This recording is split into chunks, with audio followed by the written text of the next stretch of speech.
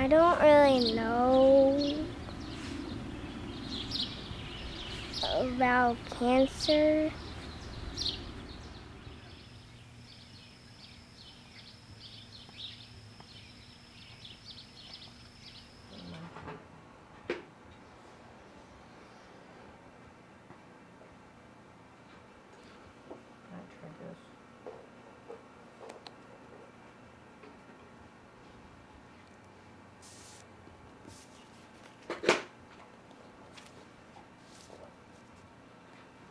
Don't cover up too much of the skin.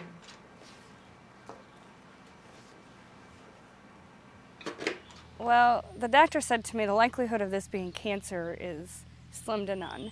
So I laughed at him and told him that 5-year-olds actually can get cancer. So I kind of knew what it was. And since I worked in the doctor's office, I had access to getting my own results, which isn't something I should have done, but I did. And so I pulled off all the results of the pathology report and ended up pulling out pathology books and diagnosing and seeing Ring-Steinberg cells and going through and diagnosed myself actually before the doctors even told me that I had the diagnosis of cancer.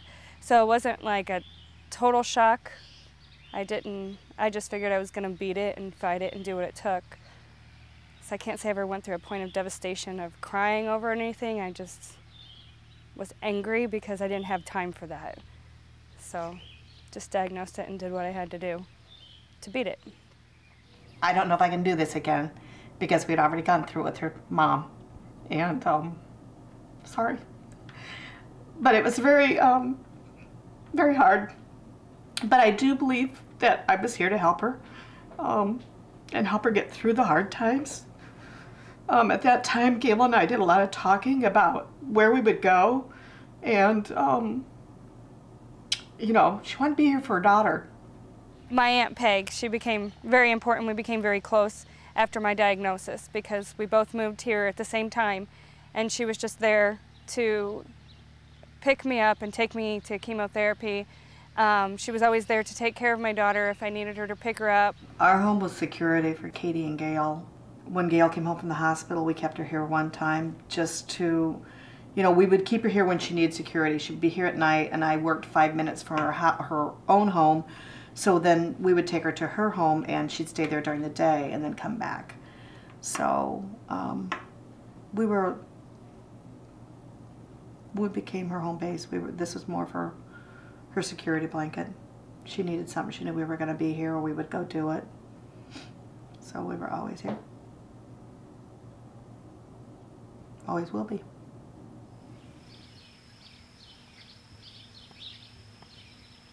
I remember when my mom went through chemo that at some point she went drug-induced postmenopausal. So I knew that that was a possibility. And I had asked originally when I first got diagnosed, you know, how is this going to affect it? And I was told that the first 6 months of chemotherapy, they didn't affect it. So when I went for the transplant and knew I was getting the high-dose chemo, that it was going to affect it. So I asked for what kind of different options I had available. And at that time, the options put to me were nothing that would work.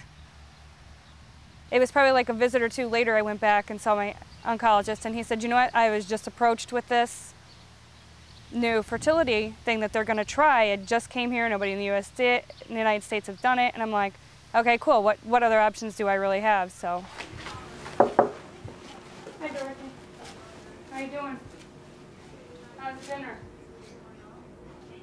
Basically what they did was they removed my fallopian tube and my ovary, and they are used 20% of that up to for their experiments. But basically, from my understanding, is that they're taking the immature eggs, the eggs that have not matured yet, and then they fertilize those in hopes that it will go forth just like infertility in a sense.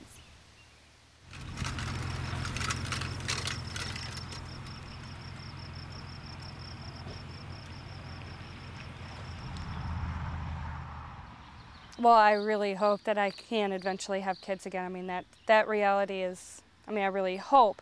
But I realize that this is just new, this is all research. So, if it doesn't work, then all that is just another step forward for women to find a different way to get them to be able to have fertility. I mean, and if it doesn't work, I mean, there's always adoption. There's other options out there. I mean, I have a daughter to begin with, so, I mean, there's other options. I mean, they may not be my own. So, I mean, that's always hope. So I can always adopt, and like I said. And if it doesn't work, it's just towards the medical field. I mean, I'm glad that I can be able to help and contribute to that. I mean, the medical field has obviously helped me out quite a bit by helping me survive and fight cancer. So giving back to it is a nice aspect. And if it works, you know, fabulous, great.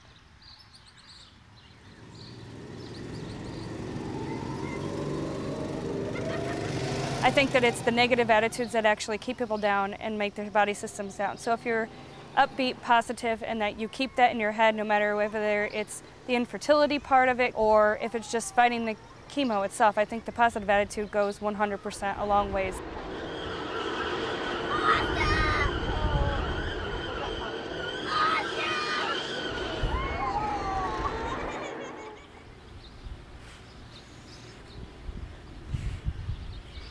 She is fun to hang out, and she is awesome, and I like hanging out with her because she's my mom and she's great.